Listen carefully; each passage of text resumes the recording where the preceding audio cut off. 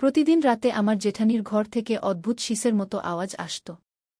এমন আওয়াজ শুনে আমার ভেতরের অনুভূতিগুলো জেগে উঠত। একদিন আমি তাদের ঘরের জানালার কাছে গিয়ে দেখলাম। সেই মুহূর্তে জেঠানির ঘরে যা দৃশ্য দেখলাম তা দেখে আমার পায়ের নিচ থেকে মাটি সরে গিয়েছিল। এখন সেই সুন্দর দৃশ্য আমি ভুলতে পারছি না। আমার মনে তা পুরোপুরি গেঁথে গেছে। এসব দেখে এখন আমার আবেগ নিয়ন্ত্রণ করা কঠিন হয়ে উঠছিল। তখনই আমি একটি সিদ্ধান্ত নিলাম। সেই দিন যখন জেঠানি তার মায়ের বাড়ি গিয়েছিলেন, তখন রাতে আমি জেঠানির পোশাক পরে জেঠজির ঘরে শুয়ে পড়লাম। যখন মধ্যরাত হল তখন আমাকে তার স্ত্রী ভেবে সারা রাত। বন্ধুরা, আমার নাম সুহানা এবং আমি একটি গ্রামের বাসিন্দা ছিলাম। আমি দেখতে খুব সুন্দর। আমি একটি মধ্যবিত্ত পরিবারের সদস্য। আমি এমন একটি গ্রামের বাসিন্দা ছিলাম যেখানে নারীরা নিজেদের ও স্বামীর মধ্যে ঘটে যাওয়া ঘটনা খোলাখুলি শেয়ার করত। তখন আমার বয়স ছিল 20 বছর। যখন আমি আমার পাড়ার নারীদের কথা শুনতাম তখন আমার খুব অদ্ভুত লাগত। আমি ভাবতাম, এই নারীরা শেষ পর্যন্ত নিজেদের ও স্বামীর মধ্যে হওয়া ঘটনা এত খোলাখুলি কেন বলে? যখন আমি এমন কথা শুনতাম তখন আমি সেখান থেকে সরে যেতাম, কারণ তাদের কথা খুবই অদ্ভুত লাগত। আমার বাড়িতে আমরা কম লোক ছিলাম।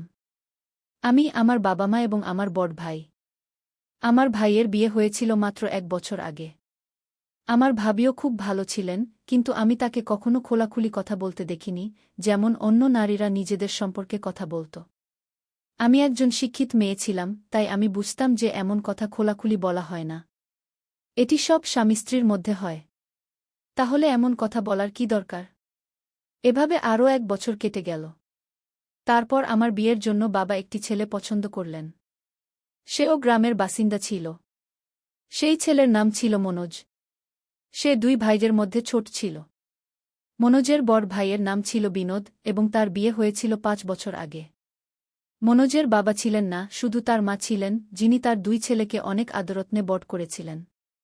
মনোজের বড় ভাই বেশি শিক্ষিত ছিলেন না, তাই তিনি কৃষিকাজই করতেন। কিন্তু মনোজ একজন শিক্ষিত মানুষ ছিলেন এবং তিনি শহরে একটি কোম্পানিতে চাকরি করতেন। আমার বাবা আমাকে কিছু না বলে আমার বিয়ে মনোজের সাথে ঠিক করে দিয়েছিলেন। তখন আমার মনে অনেক প্রশ্ন আসছিল। আমি ছেলেকে না দেখে বিয়ে করতে চাইনি, কিন্তু বাবা এই বিষয়ে কঠোরভাবে মানা করেছিলেন এবং 1 মাসের মধ্যেই আমার বিয়ে মনোজের সাথে হয়ে গেল। বিয়ে হওয়া পর্যন্ত আমি আমার স্বামীকে দেখতে পাইনি। এই কারণে আমি খুবই উদ্বিগ্ন ছিলাম। আমার শ্বশুরবাড়িতে ইটের তৈরি একটি পুরানো বাড়ি ছিল, যার মাঝে একটি আঙিনাও ছিল। সেই বাড়িটি 5টি কামরার সেট ছিল, যেখানে শুধু একটি বাথরুম ছিল, যা বাড়ির সবাই ব্যবহার করত। যাই হোক, এখন আমার বিয়ে হয়ে গিয়েছিল, তাই আমাকে এখন এই বাড়িতেই থাকতে হবে। কোনোভাবে পুরো দিন কেটে গেল এবং এখন রাত হয়ে গিয়েছিল। আজ আমার বিয়ের প্রথম রাত ছিল এবং আমি কামরায় বসে আমার স্বামী মনোজের অপেক্ষা করছিলাম। কিছুক্ষণ পর আমার স্বামী কামরায় এলেন। আমি দেখলাম যে তার হাতে 1 গ্লাস দুধও আছে। তখন আমি প্রথমবার আমার স্বামীকে দেখলাম, যাকে দেখে আমি একদম শকে চলে গিয়েছিলাম। তিনি দেখতে বিশেষ কিছু ছিলেন না এবং শারীরিকভাবে পাতলা দুর্বল ছিলেন। তিনি দেখতে বেশ দুর্বল লাগছিলেন। এসব দেখে আমি একদম হতবাক হয়ে গিয়েছিলাম। তখন আমি ভাবতে লাগলাম যে হয়তো বিয়ের পর তিনি ভালো হয়ে যাবেন, কারণ অনেক পুরুষ বিয়ের পর স্বাস্থ্যবান হয়ে যায়। তখন আমি এই সব কথা ঝেড়ে ফেললাম, কারণ আজ আমার সুহাগ রাত ছিল, যা আমি স্মরণীয় করতে চেয়েছিলাম। মনোজ আমার কাছে এসে বসলেন এবং বললেন, সুহানা, তুমি খুবই প্রিয়। তোমার মতো স্ত্রী পাওয়া আমার ইচ্ছা ছিল, যা আজ পূর্ণ হয়েছে। মনোজ আমাকে দুধের গ্লাস দিয়ে বললেন যে এটি পান করো। আমি বললাম, আমি আপনার স্ত্রী, এবং প্রথমে আমি কিভাবে পান করতে পারি?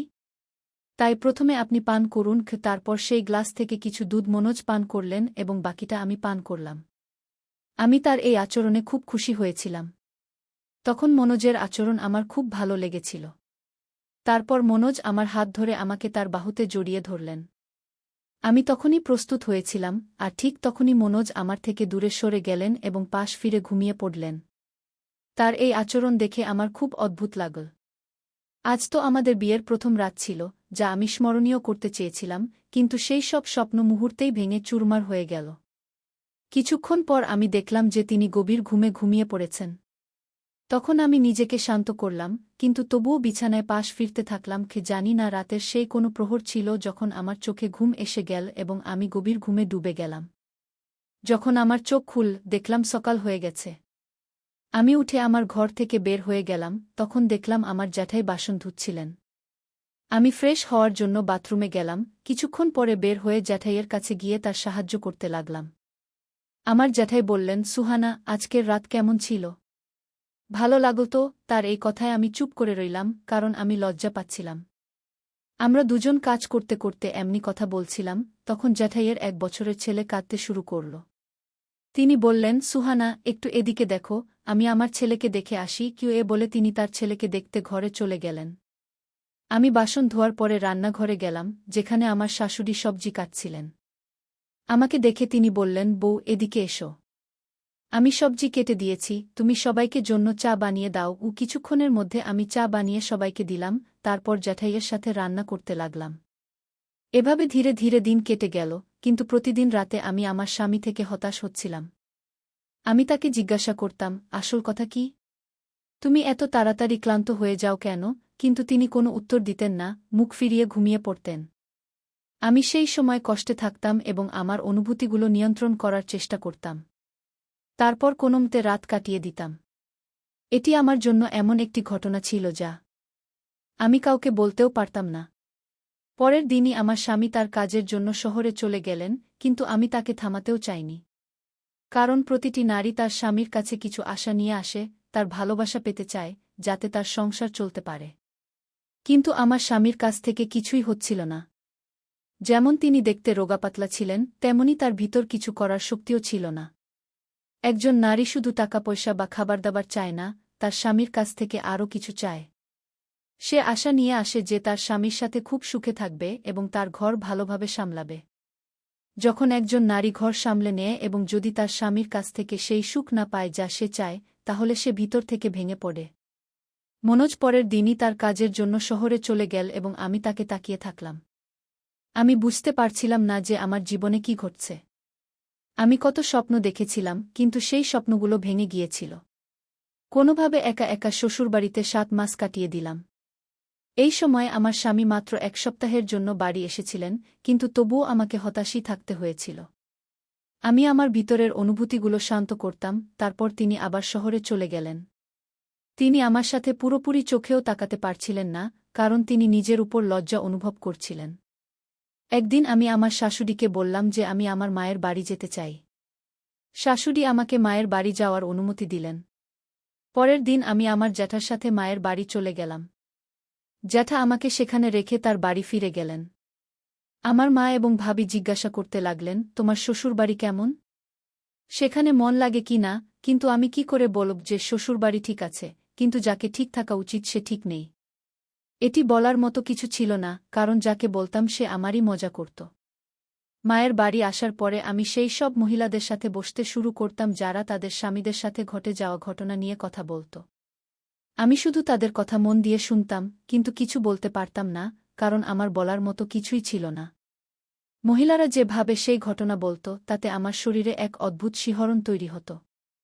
আমিও ভাবতে শুরু করতাম, কাশ আমার স্বামীও আমাকে এত ভালোবাসত, কিন্তু তিনি তো 1 মিনিটেই ক্লান্ত হয়ে যেতেন। এখন আমি সম্পূর্ণ যুবতী হয়ে গিয়েছিলাম এবং এখন সেই সব মহিলাদের কথা আমার মনে ঘুরতে শুরু করেছিল। ধীরে ধীরে আমি তাদের সব কথায় আগ্রহী হয়ে উঠছিলাম। আমিও আমার স্বামীর সাথে পুরোদমে ভালোবাসা করতে চাইতাম, কিন্তু মন খারাপ করে থাকতে হতো। মায়ের বাড়িতে থাকতে থাকতে 1 মাস কেটে গেল এবং এখন সেই সব মহিলাদের কথা আমার মনে পুরোপুরি গেঁথে গিয়েছিল। একদিন হঠাৎ আমার জ্যাঠা এসে হাজির। জ্যাঠা আমাকে তার বাড়ি নিয়ে যেতে এসেছিলেন। তখন মা এবং বাবা খুশি মনে আমাকে তাদের সাথে বিদায় দিলেন। আবার আমি আমার শ্বশুরবাড়ি চলে এলাম, কিন্তু আমার স্বামী তখনও শহরেই ছিলেন। আমি এই দুঃখ নিয়ে আবার সেই বাড়িতে থাকতে শুরু করলাম। গরমের মাস চলছিল এবং এত গরমেও জ্যাঠা তার স্ত্রীর সাথে ঘরেই ঘুমাতেন। একদিন রাত প্রায় 1-2টা বাজে আমি বাথরুমে যাওয়ার জন্য উঠলাম। যেই আমি আমার জ্যাঠামশায়ের ঘরের কাছে পৌঁছালাম, তখনই জ্যাঠাইমার অদ্ভুত আওয়াজ শুনতে পেলাম। আমি বুঝতে পারছিলাম না যে এত রাতে জ্যাঠাইমা এভাবে চিৎকার করছেন কেন। তখনই আমি তাদের ঘরের জানালার কাছে গিয়ে ভিতরে তাকালাম, সেই সময় ঘরে হালকা আলোর বাল্ব জ্বলছিল এবং পাখাও চলছিল। গরমের কারণে জানালা খুলে দেওয়া হয়েছিল। সেই সময় ঘরের যে দৃশ্য আমি দেখলাম, তা দেখে আমার ভিতরে এক ধরনের আবেগের ঢেউ ছুটে গেল। আমি মনে মনে ভাবতে লাগলাম, যদি আমার স্বামীও আমাকে এমন সুখ দিত। আমি ভিতরে ভয় পেয়ে গিয়েছিলাম যে কেউ আমাকে এভাবে উকি দিতে দেখে ফেলবে কিনা। তখনই আমি সেখান থেকে বাথরুমে চলে গেলাম এবং ফিরে এসে আমার ঘরে শুয়ে পড়লাম। সেই সময় ঘুম আমার চোখ থেকে অনেক দূরে ছিল। আমি আমার বিছানে পাশ ফিরছিলাম এবং নিজেকে ধিক্কার দিচ্ছিলাম। ধীরে ধীরে এভাবে আমার বিয়ের 1 বছর হয়ে গেল, কিন্তু এখনও পর্যন্ত আমি সেই সুখ থেকে বঞ্চিতই ছিলাম। এক রাতে আবার সেই দৃশ্য আমি দেখতে পেলাম। অর্ধরাতে যখন আমি গরমের কারণে বাইরে বের হলাম, তখন আবার সেই আওয়াজ শুনতে পেলাম। আমি আবার সেই জানালার কাছে গিয়ে দাঁড়ালাম এবং ভিতরের দৃশ্য দেখতে লাগলাম, যা দেখে আমার ভিতরের আবেগও জ্বলে উঠল। যখন সকাল হল তখন আমি দেখলাম যে জ্যাঠাইমা ল্যাং করে হাঁটছেন। তখন আমি জিজ্ঞাসা করলাম, জ্যাঠাইমা, আপনার কি কিছু হয়েছে? আপনি কি ভালো নেই? তিনি বললেন, না, আমি ঠিক আছি, শুধু কোমরে একটু ব্যথা আছে। ওষুধ খেলে ঠিক হয়ে যাবে। আমি মজা করে বললাম, মনে হচ্ছে জ্যাঠামশায় আপনাকে একটু বেশি ভালোবাসা দিচ্ছেন। তখন আমার জ্যাঠাইমা লজ্জা পেয়ে গেলেন এবং বললেন, তোমার জ্যাঠামশায় সারাদিন খেতে কাজ করেন, তারপরও রাতে আমাকে ছাড়েন না। আমি তাকে বলি, এত কাজ করার পর আপনি ক্লান্ত হয়ে যান, তারপর প্রতিদিন এত কিছু করার কি দরকার? কিন্তু তিনি বলেন, তোমাকে ভালোবাসা না দিয়ে থাকতে পারি না। তখন আমি কি করব? জ্যাঠাইমার এমন কথা শুনে আমি ভাবতে লাগলাম, যদি আমার স্বামীও এতটা ভালোবাসা দিত। কিন্তু যেভাবে জ্যাঠামশায় জ্যাঠাইমাকে ভালোবাসতেন, তাতে তার এত ব্যথা হওয়া স্বাভাবিক ছিল। সেই দিন জ্যাঠাইমার মায়ের বাড়ি থেকে ফোন এল, তার মা ভালো নেই, তাই জ্যাঠাইমাকে তার মা সেখানে ডাকছিলেন। পরের দিন সকালে জ্যাঠাইমা তার মায়ের বাড়ি যাওয়ার জন্য জ্যাঠামশায়ের সাথে প্রস্তুত ছিলেন। কিছুক্ষণ পর তারা সবাই চলে গেলেন। যাওয়ার সময় জ্যাঠাইমা আমাকে বললেন, তোমার জ্যাঠামশায় আজ সন্ধ্যায় ফিরে আসবেন, তাই তুমি রাতে তাকে গরম দুধ দিয়ে দিও। কারণ আমাকে আমার মায়ের জন্য সেখানে 1 মাস থাকতে হবে। আমি জ্যাঠাইমাকে বললাম, আপনি চিন্তা করবেন না, আমি তার ভালোভাবে খেয়াল রাখব। যখন সন্ধ্যা হল তখন জ্যাঠামশায় বাড়ি ফিরে এলেন। রাতের খাবার খাওয়ার পর সবাই নিজের ঘরে ঘুমাতে চলে গেল। আমি দুধ গরম করলাম এবং জ্যাঠামশায়কে দিতে তার ঘরে গেলাম। সেখানে আমি দেখলাম যে ঘরে হালকা আলোর বাল্ব জ্বলছিল এবং জ্যাঠামশায় তার বিছানায় শুয়েছিলেন। আমি টেবিলে দুধের গ্লাস রেখে দিলাম এবং আমার ঘরে ফিরে এলাম। কিন্তু এখন আমার পা কাঁপছিল। আমার মনে সেই সব কথা এবং জ্যাঠামশায়ের ঘরের দেখা দৃশ্য আমার চোখের সামনে ভেসে উঠছিল। আমার স্বামী এতটা ভালোবাসা দিতে পারত না, কারণ সে নপুংসক ছিল। আমি কোনো সিদ্ধান্ত নিতে পারছিলাম না যে আমি কি করব। তখন আমার মন জ্যাঠামশায়ের দিকে চলে গেল। আমি ভাবলাম, জ্যাঠাইমাও এখানে নেই, তাহলে কেন না তার জায়গায় আমি আমার উপস্থিতি জানিয়ে দিই। তখন আমি ভাবলাম, যদি জ্যাঠামশায় এটা জানতে পারেন, তাহলে তিনি আমার সম্পর্কে কি ভাববেন। তখন আমি সময় নষ্ট না করে জ্যাঠাইমার কাপড় পরে জ্যাঠামশায়ের ঘরে গিয়ে শুয়ে পড়লাম। যখন অর্ধরাত হল তখন জ্যাঠামশায় জ্যাঠাইমা ভেবে আমাকে ধরলেন। সেই সময় আমার মুখ জ্যাঠামশায়ের দিকে ফিরে গেল, তখন তিনি ঘাবড়ে গিয়ে কিছু বলতে যাচ্ছিলেন। কিন্তু আমি তার মুখে আমার হাত রেখে বললাম, হতে দিন যা হচ্ছে, কারণ আপনার ভাই আজ পর্যন্ত আমাকে কোনো সুখ দেয়নি। আমার কথা জ্যাঠামশায় বুঝে গেলেন এবং তিনি আবার প্রস্তুত হয়ে গেলেন। তারপর 3 ঘণ্টা পর আমি সেখান থেকে উঠে আমার ঘরে চলে এলাম। আজ আমি খুব খুশি ছিলাম, কারণ আজ আমি সত্যিকারের সুখ পেয়েছি। এই সুখের জন্য আমি কতদিন ধরে তৃষ্ণার্ত ছিলাম। কিন্তু দুঃখের বিষয় ছিল যে সুখ আমার স্বামীর কাছ থেকে পাওয়া উচিত ছিল, সেই সুখ আমি আমার জ্যাঠামশায়ের কাছ থেকে পেয়েছি। এখন যতদিন জ্যাঠাইমা এখানে ছিলেন না, ততদিন আমি আমার জ্যাঠামশায়ের সেবা করছিলাম। জ্যাঠামশায়ও খুব খুশি ছিলেন। এভাবে এখন প্রতিদিনই হতে লাগল। কিন্তু একদিন যখন আমি জ্যাঠামশায়ের ঘর থেকে বের হয়ে আমার ঘরে যাচ্ছিলাম, তখন আমার শাশুড়ি আমাকে দেখে ফেলেছিলেন। সেই দিনের পর থেকে তিনি আমার উপর নজর রাখতে লাগলেন। এভাবে পরের দিনও আমার শাশুড়িকে আমি যখন জেঠের ঘর থেকে বের হচ্ছিলাম, তখন সে আমাকে দেখে ফেলে এবং আমার পিছু নিয়ে আমার ঘরে চলে আসে। ঘরে ঢুকেই সে বলতে শুরু করে, তুমি এত রাতে তোমার জেঠের ঘরে কি করছিলে? আমি 2 দিন ধরে দেখছি তুমি আধারাতে বিনোদের ঘর থেকে বের হচ্ছ। এসব তোমার জেঠের সাথে করতে তোমার লজ্জা হয় না? আমি ভেবেছিলাম তুমি একটা শালীন পরিবারের মেয়ে, কিন্তু তুমি তো খুবই খারাপ মেয়ে বলে প্রমাণিত হলে। আমার শাশুড়ি রেগে এসব বলছিল। তখনই আমি বললাম, শাশুড়ি মা, এখন থামুন। আপনার ছোট ছেলে নপুংসক, আপনি কি এটা জানতেন না? তবুও আপনি তার বিয়ে আমাকে দিয়ে করালেন। কেউ যেন না বলতে পারে যে আপনার ছেলে সঙ্গীত নপুংসক এমনি করেই পড়েছিল। একটা মহিলা যতটা সে সহ্য করতে পারে ঠিক ততটাই সে সহ্য করে। কিন্তু যখন সে বিশ্বাস করে যে তাকে সারা জীবন এভাবেই যন্ত্রণায় কাটাতে হবে, তখন সে এমন পথ বেছে নেয়। আমার কথা শুনে শাশুড়ি একদম চুপ হয়ে যায়। সে বলতে থাকে, আমি ভেবেছিলাম সময়ে সব ঠিক হয়ে যাবে। এখন 3 দিন ধরে আমার এবং শাশুড়ির মধ্যে কোনো কথা হচ্ছিল না। যখন শাশুড়ি আমার স্বামী মনোজকে এসব বলল, তখন সে লজ্জায় কিছু বলতেই পারল না এবং ফোন কেটে দিল। এখন এসব আর আমার সহ্য হচ্ছিল না। তখনই আমি চিরতরে আমার মায়ের বাড়ি চলে যাওয়ার সিদ্ধান্ত নিলাম। পরের দিন সকালে আমি আমার জিনিসপত্র গুছিয়ে মায়ের বাড়ির উদ্দেশ্যে রওনা দিলাম।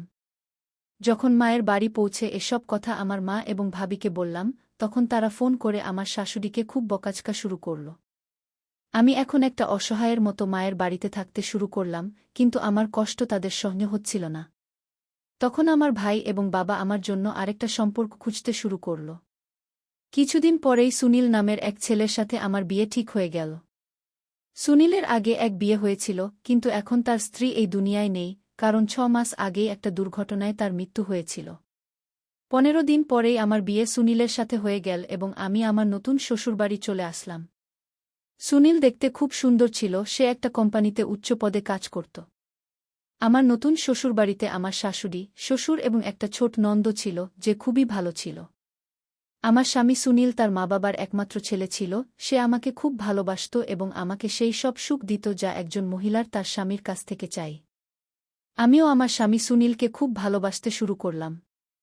তারপর ধীরে ধীরে পুরনো সব ঘটনা ভুলে একটা নতুন জীবন যেতে মগ্ন হয়ে গেলাম, কারণ এখন আমার ভুল পথে চলার কোনো দরকার ছিল না। আমি সেই সব সুখ পাচ্ছিলাম, তাই আমি আমার জীবনকে ভালোভাবে কোনো ছলনা ছাড়াই যেতে শুরু করলাম। বন্ধুরা, প্রত্যেকেরই নিজস্ব স্বপ্ন থাকে, কিন্তু যখন তা পূরণ হয় না, তখন সে বাধ্য হয়ে ভুল পথে চলতে শুরু করে। এমনি করেই যখন একজন মহিলা তার শ্বশুরবাড়ি যায়, তখন সে তার সাথে অনেক স্বপ্ন এবং ইচ্ছাও নিয়ে যায়। কিন্তু যখন তার স্বপ্ন এবং ইচ্ছা পূরণ হয় না, তখন সে এমনি করে অন্য পথে চলতে শুরু করে। এ কথা খুবই কঠিন, কিন্তু একদম সত্য, কারণ কোনো কারণ ছাড়া কোনো মহিলা বা পুরুষ ভুল পথে চলে না। বন্ধুরা, যদি আমাদের গল্পটা তোমাদের ভালো লেগে থাকে, তাহলে ভিডিওটা লাইক এবং চ্যানেলটা সাবস্ক্রাইব করতে ভুলো না। ধন্যবাদ।